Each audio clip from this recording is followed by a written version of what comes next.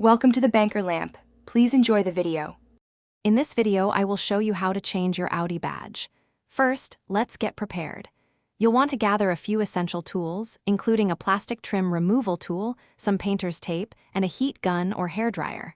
Before you start, make sure the area around the badge is clean. Then, gently warm the badge's adhesive for about 30 seconds with your heat source. This makes removal much easier. Now that the adhesive is warm, it's time to remove the old badge. Carefully insert your plastic trim tool behind the edge of the badge. Work slowly and gently pry it away from the car's surface. For stubborn areas, you can use a piece of fishing line or strong dental floss in a sawing motion to cut through the remaining adhesive. Take your time to avoid scratching the paint.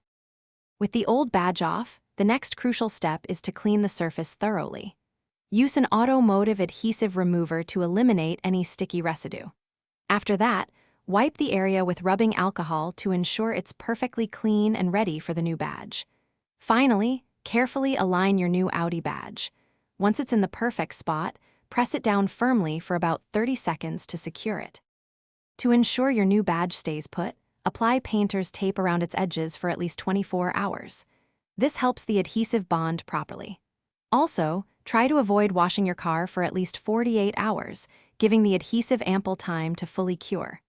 And hey, while you're upgrading your ride, why not make it smell great too? Check the description for a link to Little Tree's black ice and other great deals. Thanks for watching. If this was helpful, leave a like and consider subscribing. See you next time.